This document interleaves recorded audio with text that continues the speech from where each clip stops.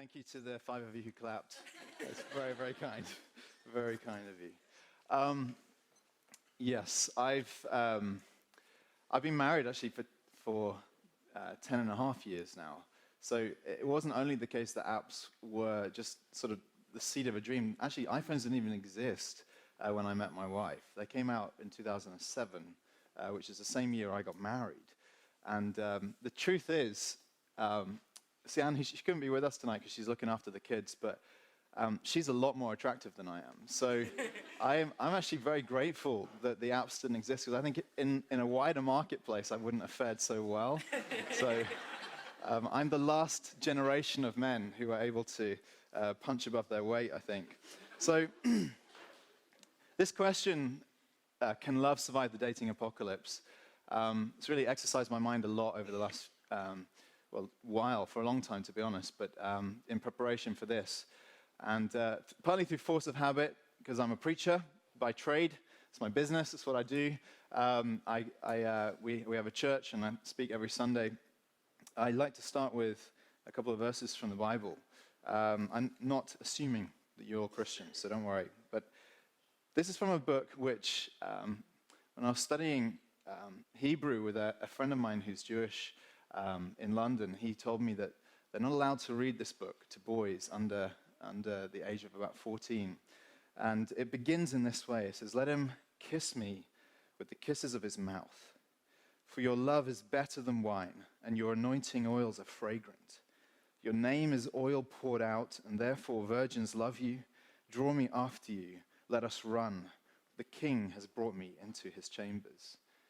And it spills on for page after page in a love poem, an erotic poem actually, a celebration of desire and of marital bliss in some senses. And I say that to you because I think it's important to remember that the yearning for love and for sexual union is as old as the hills. It goes all the way back to our deepest, darkest past. But something obviously has changed in recent times. This is where the term dating apocalypse comes in. It came from an article that was put out in Vanity Fair a year or two back, and written by a lady called Nancy Jo Sales, called "Tinder and the Dawn of the Dating Apocalypse." And she quotes a man in there called Justin Garcia, a researcher, who said, "We're in uncharted territory when it comes to Tinder, etc." He says, "There have been two major transitions in heterosexual mating in the last 4 million years. The agricultural revolution, when we became less migratory and more settled, and the rise of the internet." Now, whether he's right or not, it's up for us to discuss, to debate, I don't know. But one thing is absolutely certain, is that we're seeing some massive transitions and changes on the whole scene of how people relate to each other in love or in sex. And some of the ways that that's captured is by the speed. It's one area of which people hook up today. The hookup culture is becoming the norm, and the fact that you can be in bed with somebody within minutes of contacting them is becoming status quo. There's also the changing culture in terms of what's acceptable, in terms of what is expected, in terms of what's normal. Been a massive shift, even in the last 10 years, and since I was at university and thinking to what it's like now, there has been an enormous shift in that area. And also just what you can put as sort of volume. The number of partners and dates that people can experience these days has exploded. And it's quite normal for people to have 3 or 4 partners a week in some contexts where you're very active on these kinds of things. So it's into that world that we need to think and ask this question: can love survive the dating apocalypse? What's happening in the scene? Can you get through this whole scene and arrive on the other end happily settled with somebody who you love for the rest of your life? It seems to me that in the midst of all this change, there's massive fallout as well. In the Nancy Jo Sales article, she quoted a kind of wistful desire that people have. One person said, sometimes you still catch feelings. Which I thought was such an interesting way to put it. That sex is the normal thing, but sometimes you catch feelings. How the world's flipped these things around. And you may yourself feel that you desire a deeper connection with someone that could last you through life. You may feel that if you've engaged in the whole scene, you may feel that you've suffered something of the use and the objectification and being discarded that so often accompanies the world of dating these days and has become the norm by which we engage with one another, men and women, in both directions. And of course, at the sharpest end of this is the feeling of loneliness, isn't it? Which drives us to search for love and to search for settled love that can last us for life. So we're asking, can love survive?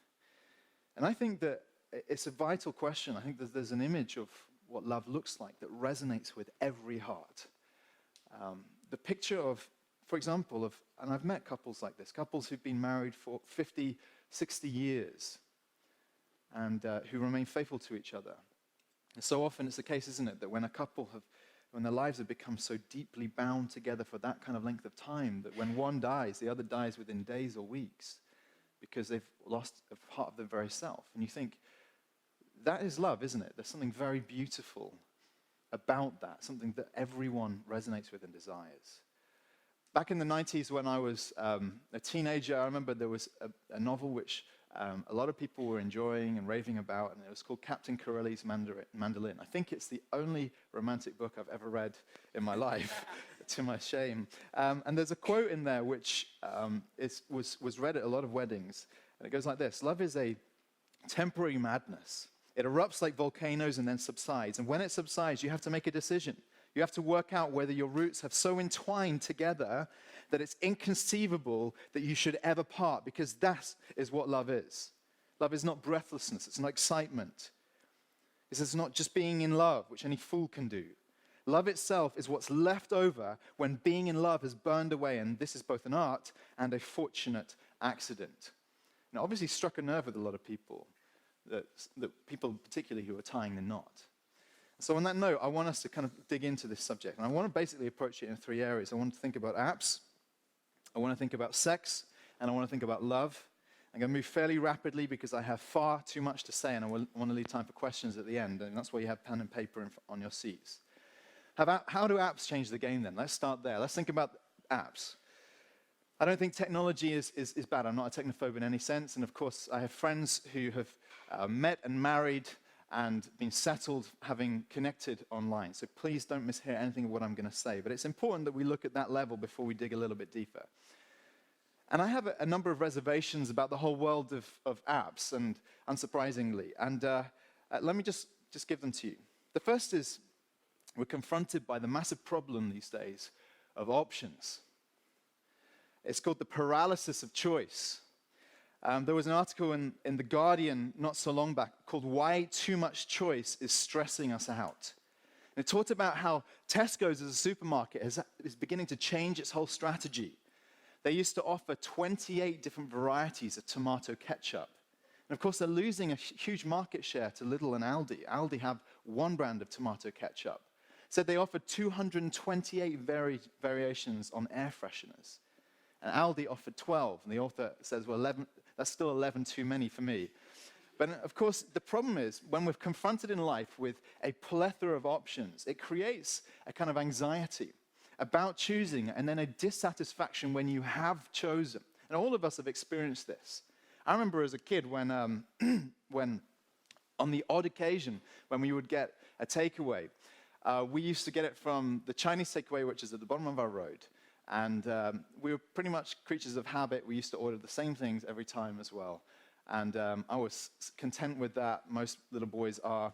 And now I find it quite challenging to order a takeaway because I have to select between 2 or 3 apps on my phone and then cycle through the ratings and likely delivery times and all the reviews of these different restaurants. And then when it comes, I'm usually disappointed because I'm thinking I should have ordered from the other place. And I found it's true going on holiday as well. You remember when when you were young, you used to go on holiday, and if you were going to go out for dinner, you used to walk into whatever town you were near and find the nearest open restaurant and walk in and eat whatever they were serving. And now we spend 3 or 4 hours a day on TripAdvisor, cycling through options until we narrow it down. We think, well, we can afford restaurant number 3 in the area. So you ring and you try and book a seat. You realize it's fully booked, and so you have to settle for number 10. You go, you eat the food, you realize that every other reviewer in TripAdvisor has no idea what good food tastes like, and you go home absolutely disappointed, don't you?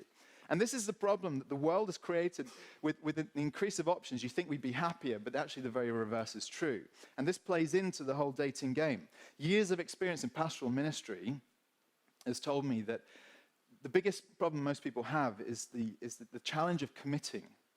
And it's not because they don't want to commit to someone, it's because of the anxiety that nags at the back of the mind that there might be someone better out there. And one of my biggest jobs as a pastor is usually just to give guys a kick up the backside and tell them, just get on with it. Because sometimes it's just that anxiety that fuels the, do I love her, don't I love her? And I tell you what, this actually predates the advent of apps. And what I'm trying to say to you is, of course, that this has poured fuel on the fire and fed this anxiety over choice and options. Now, when people are considering who they should settle down with, the scale of the decision with the possibility of the range of options out there makes it very difficult and breeds discontentment in the heart. And this is not just something I'm theorizing. This can be measured in how sociologists have researched this and have read into these things. So there's the problem of options. And there's also the problem of shallowness. So there are basically a couple of ways, broadly speaking, to fall in love, aren't there? There's the fast way when you see someone and you tumble head over heels in attraction to them. And eventually, in getting to know them, you realize that it forms into something more real over time. But it starts with attraction, it starts with chemistry, it starts with a spark. And the other way is a slow way, where you get to know somebody over time, and then eventually you wake up one day and you realize that you're thinking about them all the time, and something's developed in your heart that you didn't expect. And of course, I'm not saying that one way is better than the other.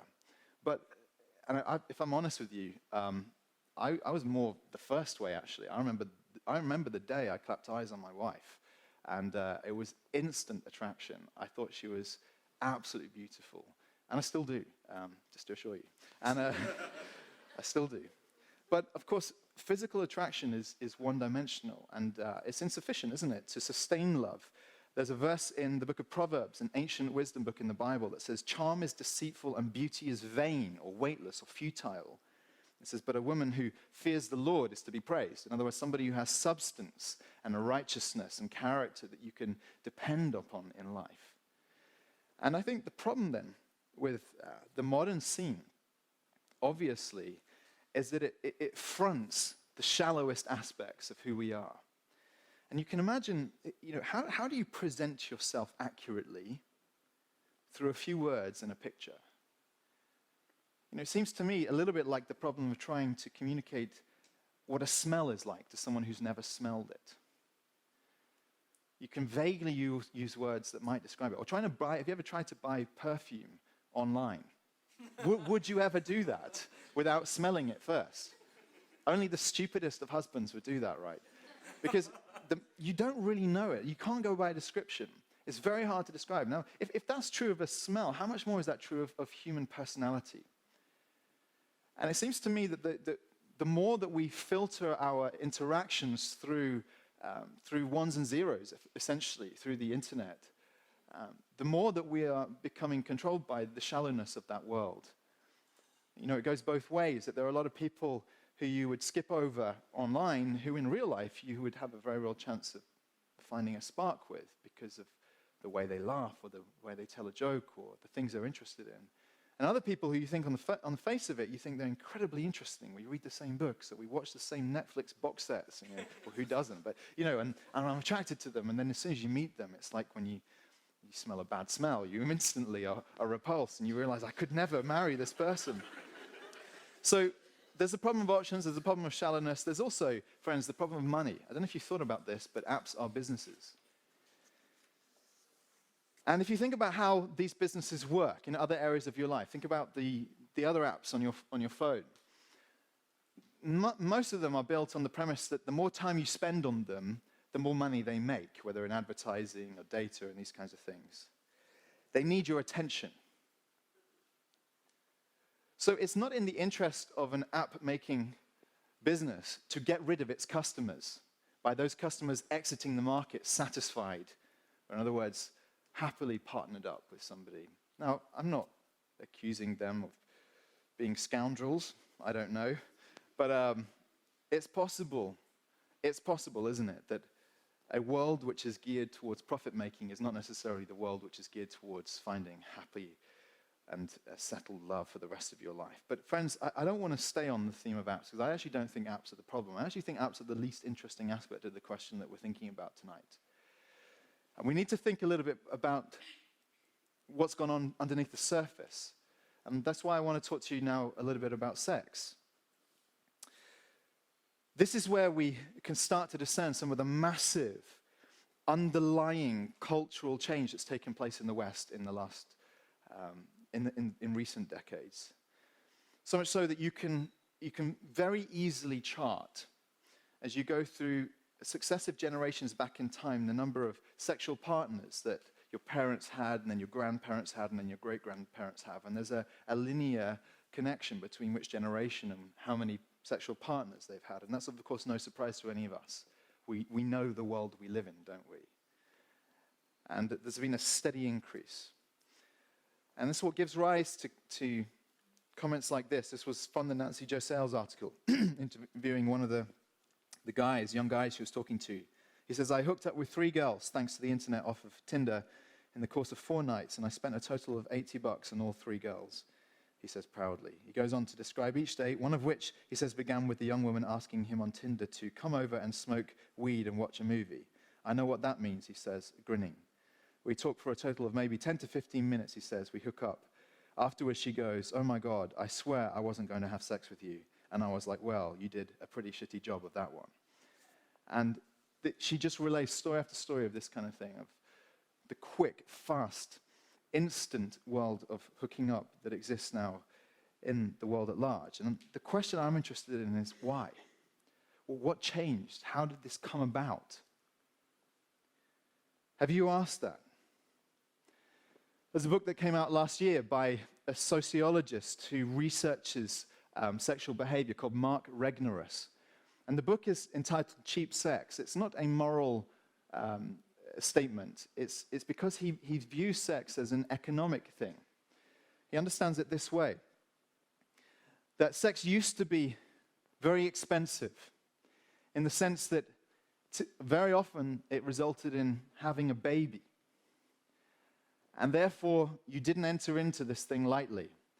And one of the cultural sort of tsunamis that kind of transformed the world was the advent of contraception, and particularly of the pill, which he says cheapened, economically speaking, the value of sex, because having sex no longer means procreation. That pleasure is disconnected now from responsibility. And of course it devalues sex, that it becomes just a physical act. And I think he's obviously onto something. There's definitely a connection that you can discern there. The way we actually think about sex has changed. We don't realize it, but you realize that if you step back 70 years or 80 years before the pill was around, people thought about sex differently. They understood its power in a different way, particularly the power to make babies. And I agree, but I also think that there are deep shifts in how we understand sex that have to do with the onset of secularism. Back in 1996, there was a group of philosophers called the Spice Girls who sang a song that goes like this. It says, are you as good as I remember, baby? Get it on, 'cause tonight is the night when 2 become 1. I need some love like I never needed love before. I want to make love to your baby. I had a little love, now I'm back for more. I want to make love to your baby. Set your spirit free, it's the only way to be. Oh wow, oh wow. And there's a line in there. There's a line in there, believe it or not, that actually sums up the Christian view of sex that's as old as the Bible itself. It's from the very first pages of the Bible. It says, tonight is the night when 2 become 1. that sex was understood to have a binding power to join souls, to actually join you to another person in a spiritual way. That's how Christians understand sex. And so the Spice Girls probably didn't know what they were singing, but they were too profound for their own good. I actually think 3 years later in 1999, Bloodhound Gang caught the spirit of the age more accurately. And the change that's happened in the way we think about sex when they sang these immortal lines, "You and me, baby, ain't nothing but mammals, so let's do it like they do on the Discovery Channel." Now, of course, in a world that has been disenchanted, where we don't believe in spirits or gods or anything of the kind, we are just physical products. Of course, the idea that it is a mammalian act is now the norm for the way we think about it. It's just a pleasurable act. But I have a few reasons that I want to push back. Partly, of course, because I'm a Christian and I do believe in God. I do believe in these things. But also I want you to, I'm going to try and speak to you at a level that I think you may agree with me. Here's my first point on this. I think sex is way more powerful than we'll admit. Most people, I've had lengthy discussions with friends who are not Christians about this, about whether there is such a thing as no strings attached sex. It's even the terminology that people use on apps is NSA, just interested in no strings attached sex.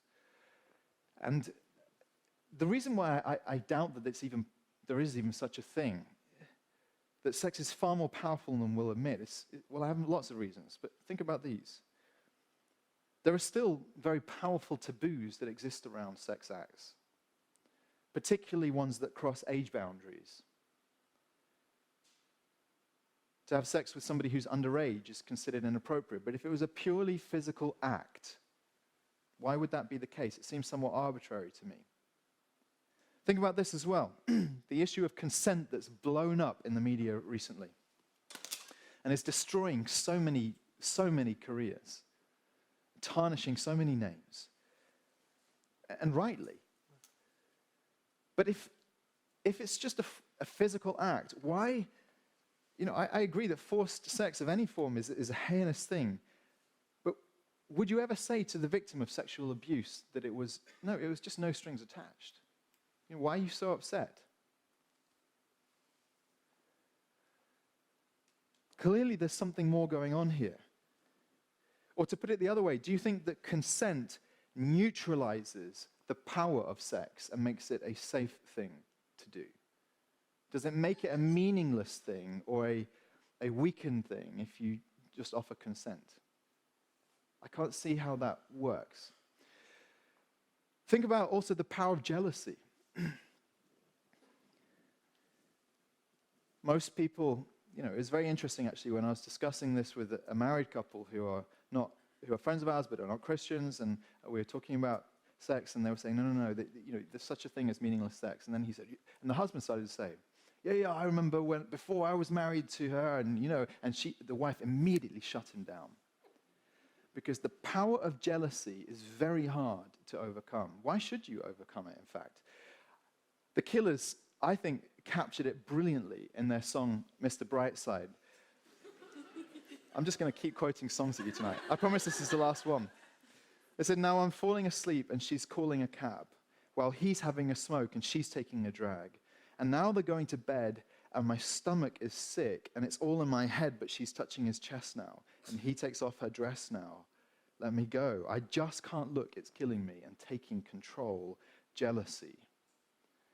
And actually, when I hear that song, it actually makes my stomach turn. Because as a married man, there's an appropriateness to the feeling of jealousy. In fact, it's one of the most powerful agents to protect the sanctity of the marriage union. It's a good thing. But jealousy makes no sense in a world where sex is meaningless or is no strings attached. And what about the experiences of regret? I think there are very, very few people who engage in the current hookup scene who don't experience any regret at all. I think it's quite hard to escape feelings of regret. But why would you feel regret if it is purely a physical act? And so I'll leave that with you to think about, but I think sex is more powerful than we'll admit. Here's another thing I would say to you. This is where we're getting into some slightly risky territory, so bear with me. But easy sex benefits men more than it does women. I know there's a lot of people these days who try and deny the differences between men and women and say that they label those differences as gender essentialism. But of course, all the research, empirical research, tells you that these differences are real and do exist. And that, of course, we can't say that they're true of every individual, but when you speak in generalisms, there are truths that are true of populations as a whole, that you can say this is true of men and this is true of women. And when it comes to sex, what the sociologists have discovered, and it's beyond question, is that there are these kinds of differences in the way men and women approach the sex act. Men are more drawn to physical pleasure of sex. They initiate sex more than women. They fantasize about sex more. They masturbate more. They're more sexually permissive. They'll take greater risks to have sex, so they'll risk their job, their marriage, and all kinds of things, their reputation, their family. And they feel less hurt by the rejection that they experience by being discarded after having had sex. Women, on the other hand, are more drawn to what is described as the affirmation of desirability. So it's less about the physical pleasure, and though obviously that is a part, but more about the feeling of being desired.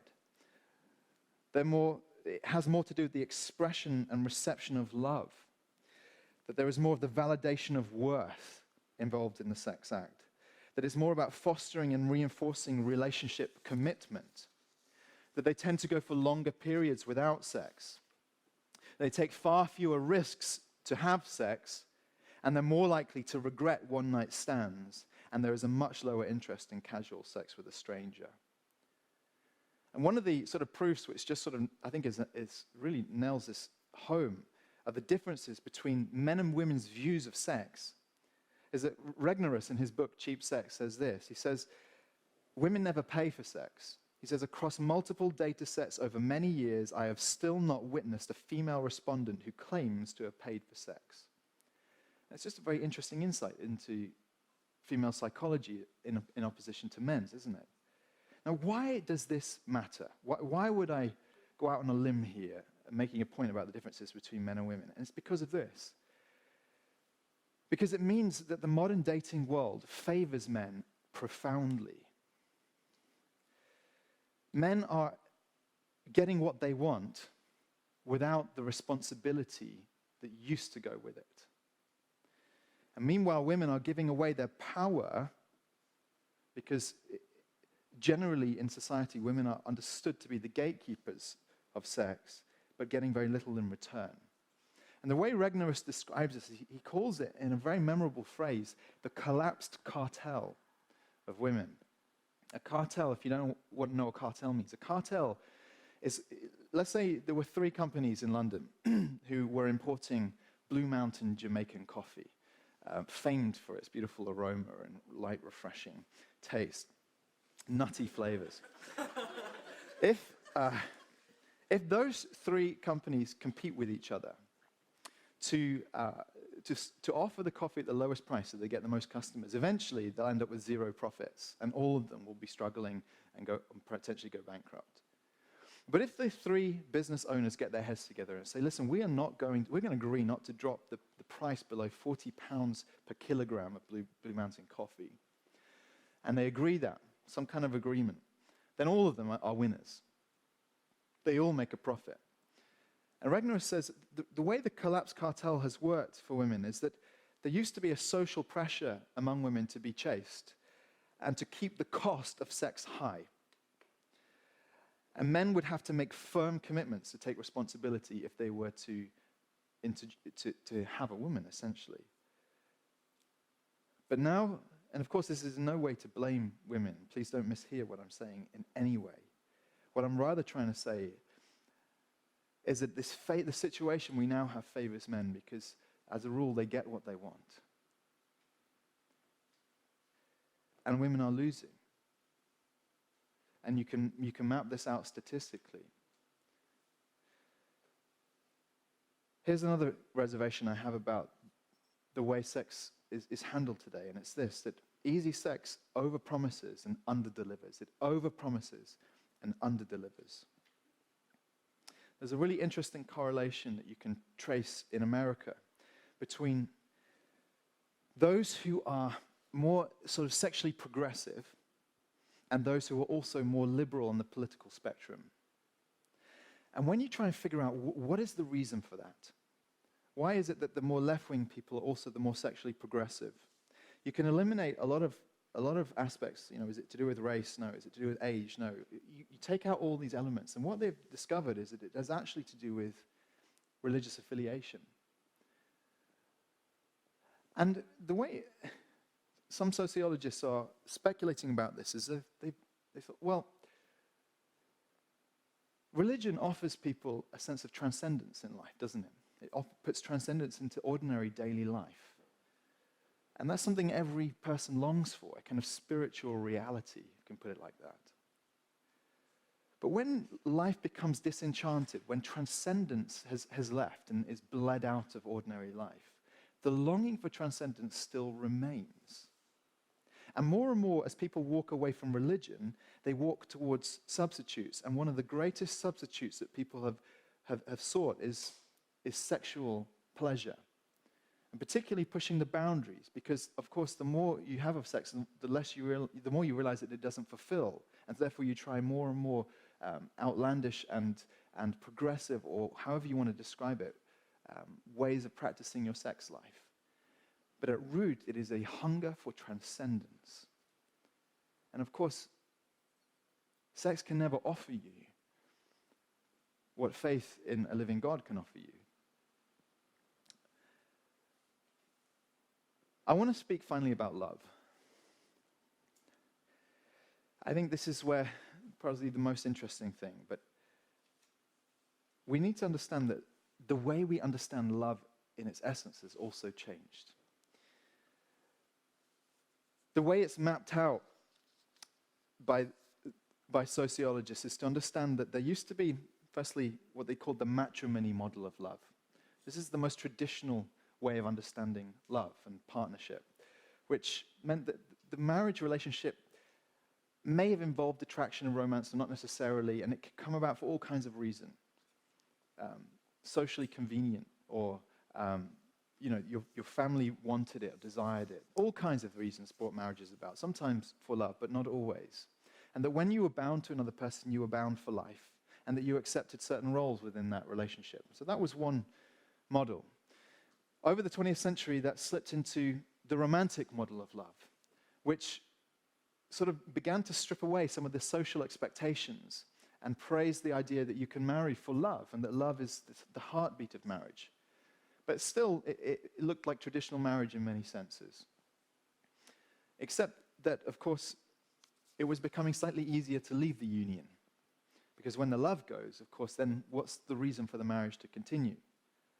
But more recently, and I'm talking sort of in the last 30, 40 years, what they've begun to describe is what a man called Anthony Giddens coined a term called the pure relationship. And this is basically the way, it's kind of in the air now, how we think about partnership, the pure relationship. And here's how Pastor Timothy Keller from New York described it. He says, older cultures taught their members to find meaning in duty by embracing their social roles and carrying them out faithfully. And during the Enlightenment, things began to shift. The meaning of life came to be seen as the fruit of the freedom of the individual to choose the life that most fulfills him or her personally. That's one thing you've got to understand, is that now we believe in the individualization of society, where your life is what you want it to be, and the meaning of life is what you created, how you create it. It says, instead of finding meaning through self-denial, through giving up one's freedoms or binding oneself to the duties of marriage and family, marriage was redefined as finding emotional and sexual fulfillment and self-actualization. And so the way that this is understood now is that the pure relationship is described as pure because it exists for itself. It's not the expectations of society or anyone else. It's for you to choose to enter or to leave at will. And you enter it for as long as you discover that it gratifies you. And the minute that you discover it does not gratify you or actualize you or fulfill your individual ambitions in life, then you can leave. And this is basically the fundamental way that people understand relationships these days. It's very interesting to try and put it into words, and quite difficult to do so as well. Is there anything wrong with this? What's the harm? Well, I think when life is good, it's hard to see what's wrong with this. When you have a partner and you're both healthy and happy and employed and having fun together and both actualizing yourself, whatever that means, then sure, it seems a reasonable way to go about life, doesn't it? But love, as I understand it, is only love when it's put under stress, when it's tested. It's only love when it can survive the harshest trials of life. And you think about some of the trials that hit you when you're married or when you are in a long-term relationship with somebody. Think about the problem of sickness. I've known couples, and I think particularly of one man. There was a pastor actually who, I believe in his 20s, his wife began to deteriorate with a muscle wasting disease, one of these congenital diseases. And essentially he became her carer for decades until she passed away in her late 50s. What did she offer him in that relationship? In the model of the pure relationship, that man should have left her.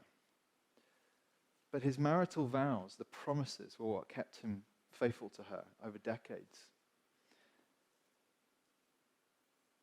What about the test of when you're growing old and less attractive? When you ask yourself, where does this modern obsession with youthfulness come from? I think it has a lot to do with the insecurity that's created by the way we understand love today. Because you have to look youthful in order to be desirable, and you have to be desirable in order to have someone commit to you. And this is not just my speculation, friend. Christian Rudder, who was one of the executives at OkCupid, put out some blog posts showing some of the data that they'd discovered over the years about matchings and couplings and attraction.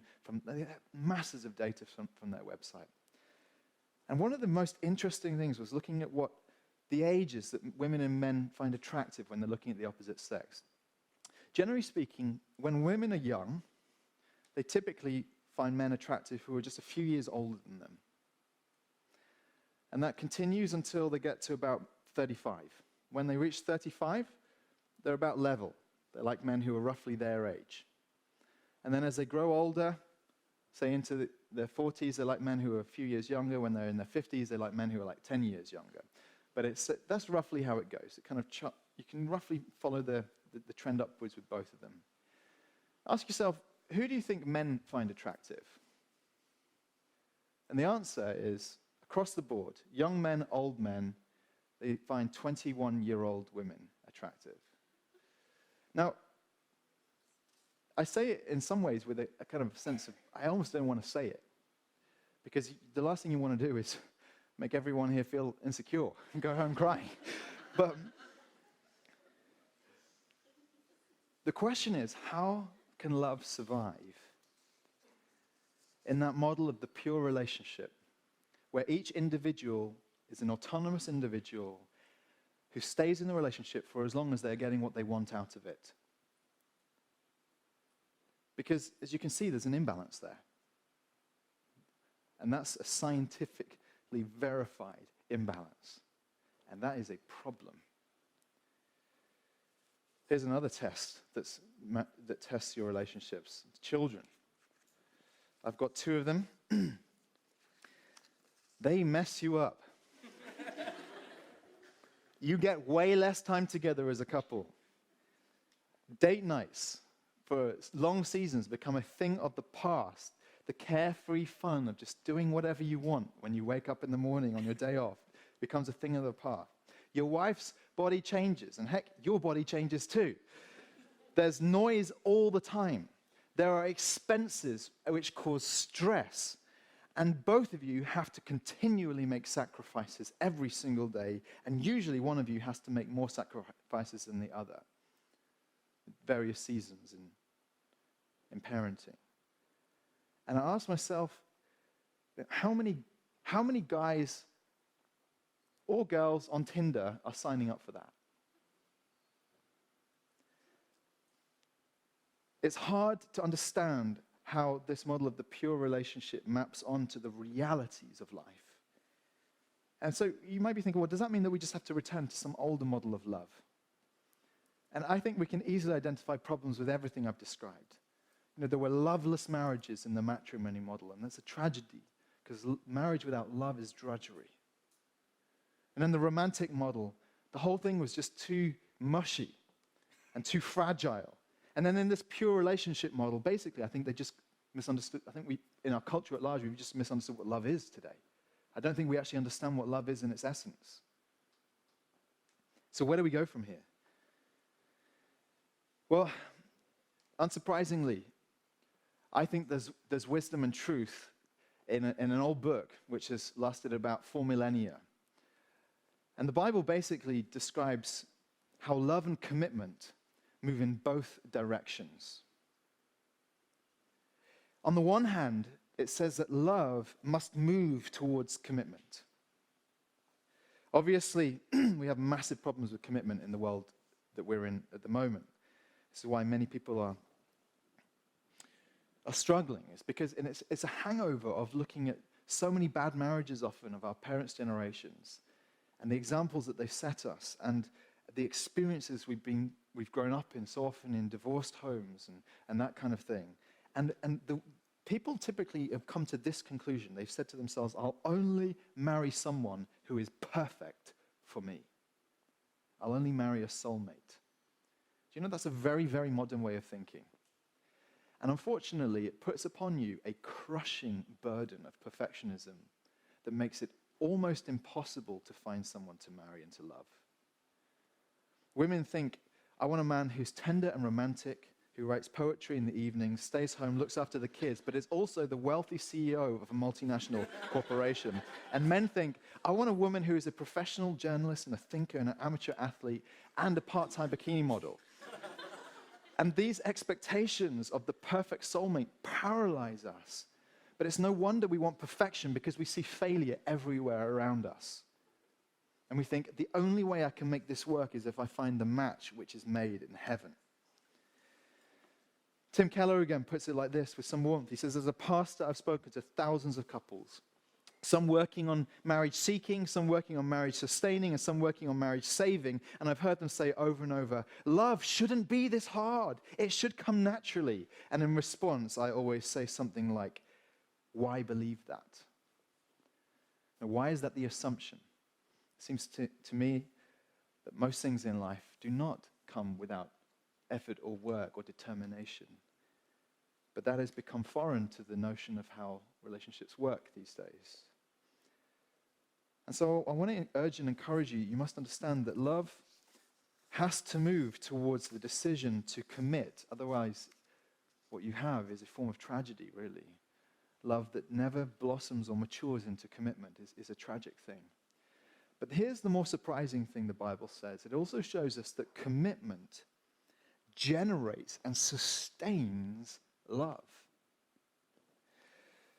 I say that's more surprising. I also think it's a more beautiful idea because we generally think of love as something passive, something that just happens to you, don't we? And as soon as it's gone, it's like, oh, you shrug your shoulders and think, well, that's it. The relationship's over because I'm just not in love anymore.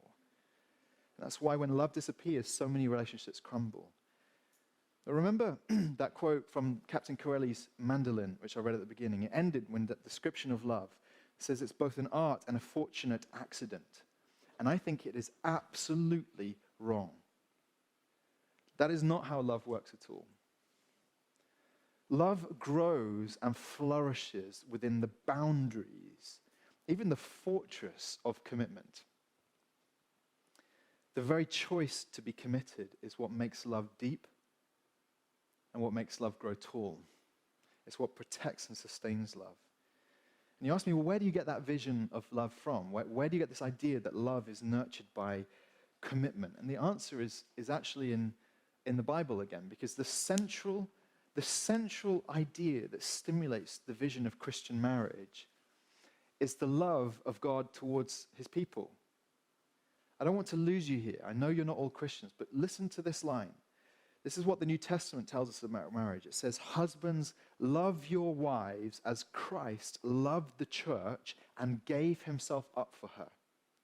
And it's speaking about the fact that Jesus died on the cross, that he poured out his blood for his people, that they would be forgiven of their sins and that he would know them for eternity. So the model then of what love is fierce commitment that then produces as a result affection and love and desire. Not the other way around.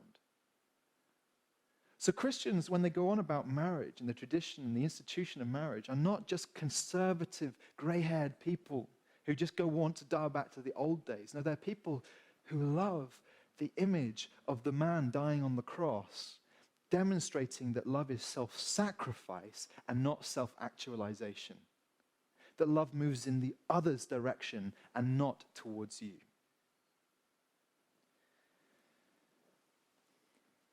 There was an essay written by a man called Lewis Smeads. He talked about the power of promises. And I think he captured it in one of the most beautiful paragraphs I've ever read. He says, when you make a promise, you tie yourself to other persons by unseen fibers of loyalty. You agree to stick with people that you are stuck with. When everything else tells them they can count on nothing, they count on you. When they do not have the faintest notion of what in the world is going on around them, they will know that you are going to be there with them. You have created a small sanctuary of trust within the jungle of unpredictability. You have made a promise that you intend to keep. He says promises are in fact the only way that we can control the future. And he's right. A promise kept is the only way you can guarantee what the future will look like. That is why commitment is the field in which love grows. So my question was, can love survive the dating apocalypse? I think it's a difficult answer. I think it's much, much, much harder to find love in today's climate. I think statistics show us that less of us will marry and end up partnered for life. More of us will be childless, and more of us will die alone. And that's the sad reality of the world that we're in at the moment. But I also believe the hope in this is that it doesn't have to be true for every one of us. If I can speak from the heart for one moment before I finish. For me, being a Christian is to a large degree rebelling against the cultural norms and listening to God instead. Because culture is so unstable, and I don't see much wisdom in the constant desire for change. But I feel that wisdom that has abided through the centuries and the millennia is powerful, and there's truth. And it's not only that the Christian faith is true, but that it's also livable, that it passes the test of what works in real life. When you meet suffering, when you meet trials of all kinds. And that is why I'm committed to the Christian vision of what love is. Why my wife and I intend to be together until one of us dies. And without Jesus, I don't think that would be the case. I don't think I would be that man. I'm certain I wouldn't, actually. I don't think I'd be a man who could keep his promises. But as I suggested to you a few moments ago, it's the vision of the man bleeding on the cross for me which compels me to love my wife. And I think that that's possible for every one of you to experience.